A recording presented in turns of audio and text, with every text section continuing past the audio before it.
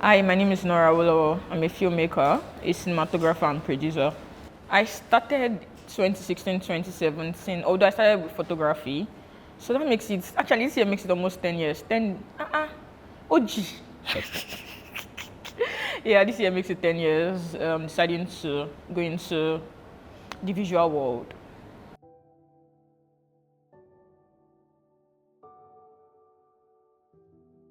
What made me transition from photography to cinematography and film?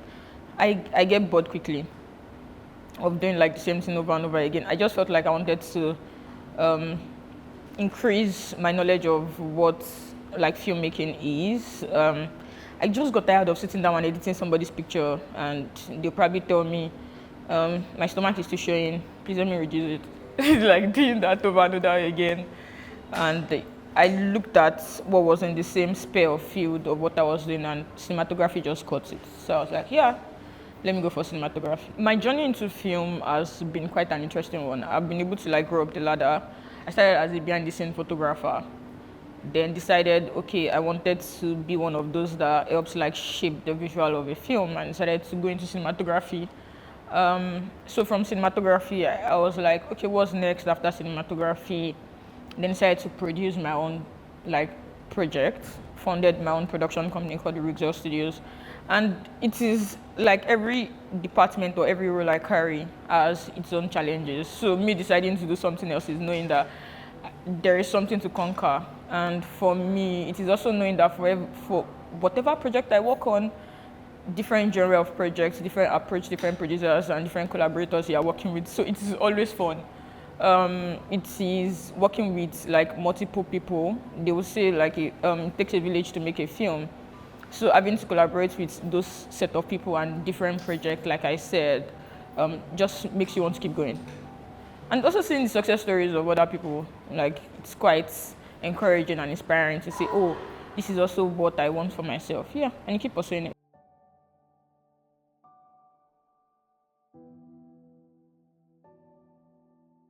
I think for me, it is seeing the likes of Jadi Oshiberu, like doing her thing and getting like a prime deal. Seeing people like Kemi Adetiba do King of Boys, and that was the rave of the moment, actually inspired pop culture.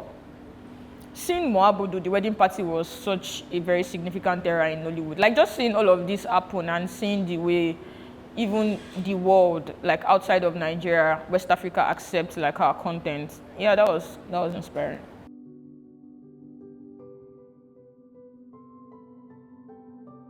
Open door for I think it's even the first chance I was given to be on a film set was somebody I met off Twitter and just told me, oh, you're into photography, just come.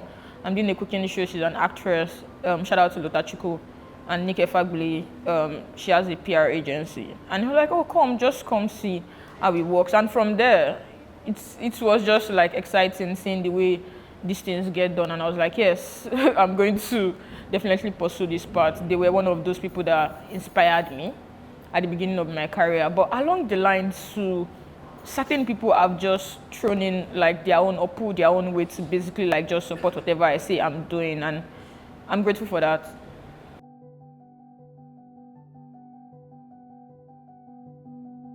I think if you look at it, as much as we have like a lot of women in charge and taking on executive roles for film, I think for me it's deciding and saying that I wanted to like be behind the scene. I wanted to be in charge of like the technical parts of the industry. And for me it is also inspiring people to come. It's legacy for me to know that, oh, because Nora did it, I know that it's possible to have a career and a part in this.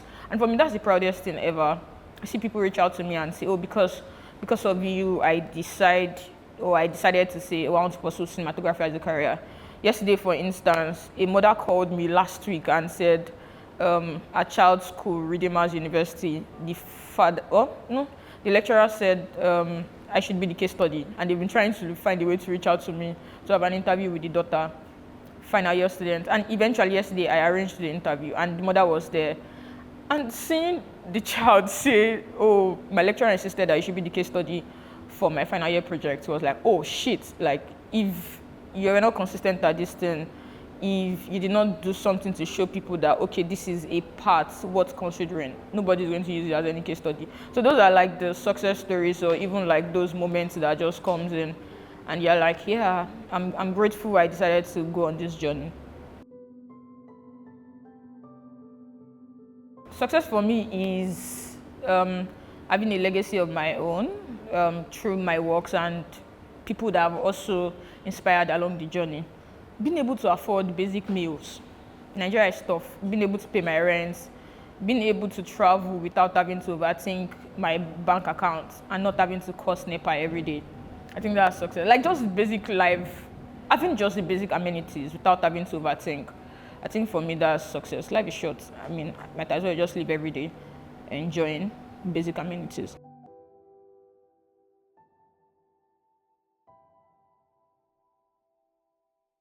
Two things, I don't think I would work on a project that I'm genuinely not interested in, either for the money or not. Yeah.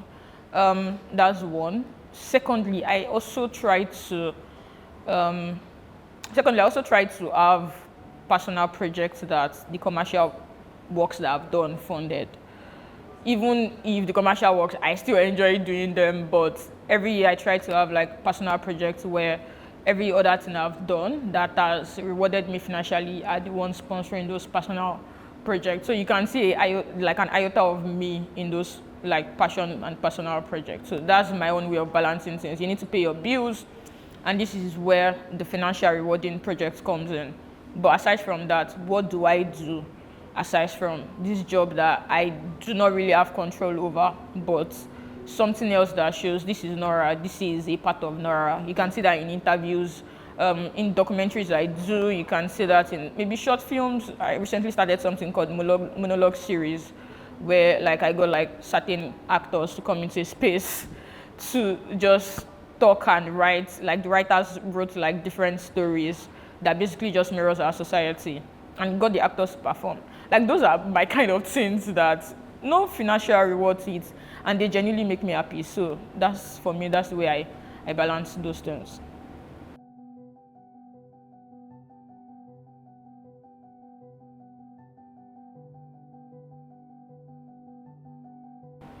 This is tough and interesting. Sorry to everybody that's giving me money, but, but this is actually interesting.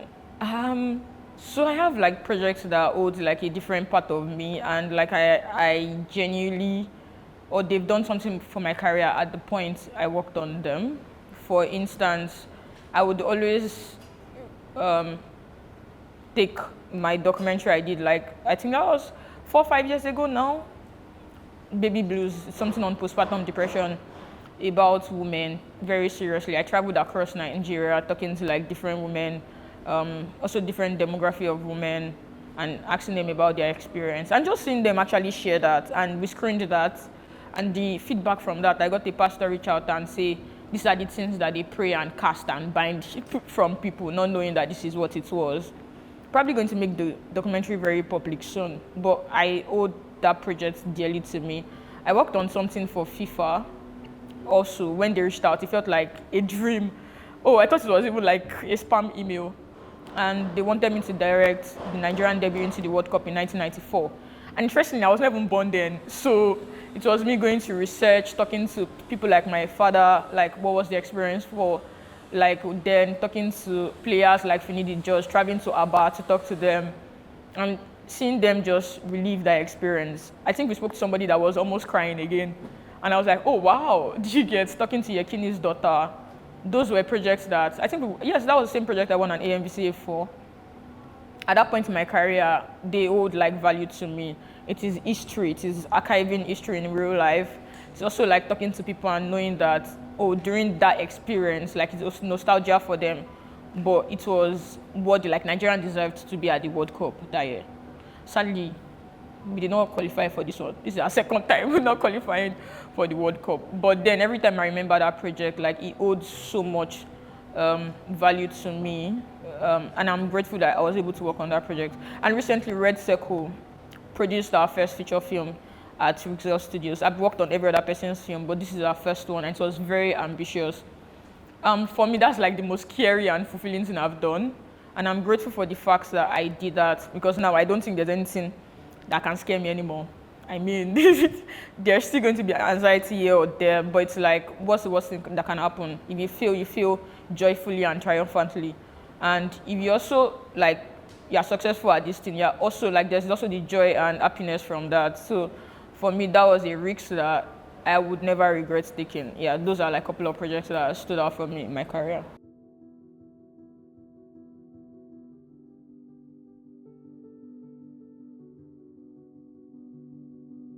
I hope somebody one way or the other like relates to it, and they're like, oh, during the era this person made something, there was like an impact with this story, and I think I try to carry that in everything I do that are very like personal. Even for Red Circle, for instance, it wasn't even just the film. It was even the story and marketing behind the way we also pushed the film. Till now, people still reference and say, oh, that was a very stellar marketing.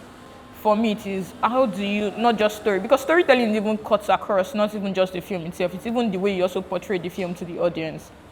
And for me, I want people to look at whatever I work on, whatever film I work on, and say, yeah, there's a part of this film that mirrors the society, there's a part of this film that is very relatable. Yeah.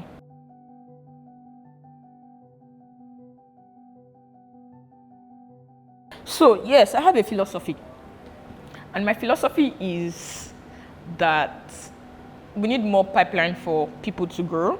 We need more women in technical roles in the industry. And you can count how many women you see like in the sound department when you're on set, how many women you see like in the lights department, that's the gaffer department when you're on set. Even in cinematography, like how many women do you see in the camera department? I mean, it's getting better, but you can count how many female cinematographers that you know, even in the industry themselves, how many women actually operate. And I think that the only way you can attract more women is by giving them a path to grow, pipeline to grow, by hiring them. Because if I decide to say this is my career path and I am not being hired to work and I am not getting money from it, I can say because this thing does not pay my bills, I can derail this career path and decide to do something else.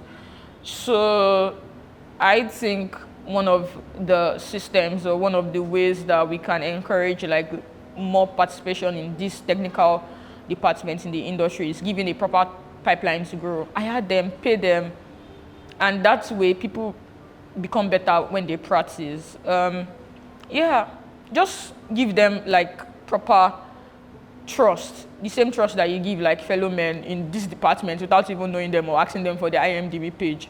But when it gets to women, you start scrutinizing and asking them so many questions like, oh, show me your show reel, what have you done? Start asking 10 or 15 other people to confirm that the women actually worked on the project. Like, just make it easier for them. And you see more women thriving in this department. A random guy can come to meet you now and tell you that he's a video editor. And you're like, oh, take my film and edit. Do you get?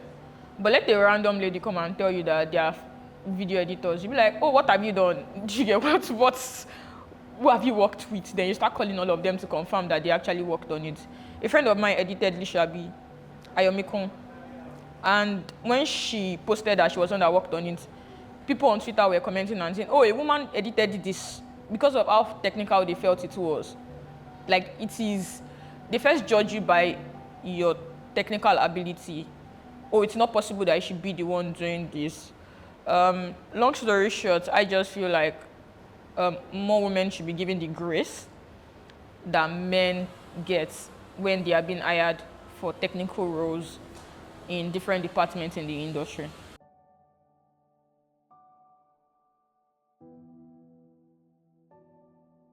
I used to think like that before, but now I don't care. Like, I used to think that, oh, I am judged for like how young I am. But recently, my friends even said like they just feel like my behavior has changed. In the past 2 years, I just feel like I've grown past that. I really don't care about what you think about my age. It is my capabilities and skills and what I bring to the table. Does that match what you want? Yes or no? Yes. If that's the reason, that's fine. Again, respect is reciprocal. Like, as a cinematographer, I was the DP at the head of like camera department, and you are working across board, you are being collaborative with every other person in different departments. Everybody should just accord each other the respect they deserve and know your work and what you bring to the table. I used to think like that, but now I don't think so.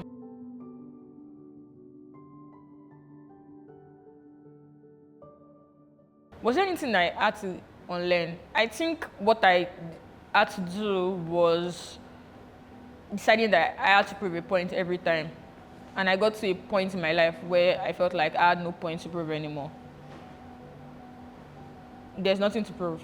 If at this point you're not convinced that this person can do this, there's no reason to prove a point anymore.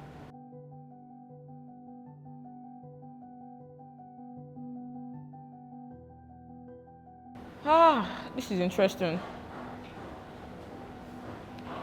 I am really rooting for Blessing Uzi. Blessing is my friend. I like how defiant she is about her own stance about things. Like, whatever you say or your opinion does not really matter. It is what she wants to do. I like that she's opinionated about what she wants to do and she stands by it. And beautifully, they don't come out wrong. So, I don't know. I'm trying to find a better way to put that. All right, Blessing Uzi is one of those I'm rooting for. I think Blessing is one of the future of the industry. Um, Blessing is a great producer, and I like how she has stayed true to her path. This is what she wants to do, and she has decided that she's going to do that without any opinions or somebody, or just mirroring what people say. And for me, that's quite interesting because you've also seen that across her project that she's also excelling at it. So I think she's one that everybody should look out for. I think she's also one of the future of the industry. Fatima Gimse is one of those people that I respect so much. She's also very brilliantly good at what she does. I'm trying to see if I know any female cinematographer that can do shout out. Me, mom. That's tough. But yeah. Oh, I know somebody. My gaffer, Okpe. Okpe is a gaffer. But it was exciting seeing her take up that role to say, like, this is what she wants to do. I think she's one of the future of the industry. I want more people to hire her. I want to see her thrive. When she thrives, every other person can see being a gaffer a career path to follow. So she's one of the future of the industry, and I hope she grows big. You know, one of the best things about doing this kind of interviews, because what I look at it now is that maybe 10 years, 15, 25 years from now, my children will be looking at it and saying, oh, this is my mother like 25 years ago, and this is what she has worked on. Then you go back and just track the timeline of what you felt like were your best works then and what you've also done over the years. And now look at, oh, this was what I thought was the best thing after sliced bread, but look at me now doing other things. And that's the best thing about you guys documenting history, and thank you for doing it. Sidebar.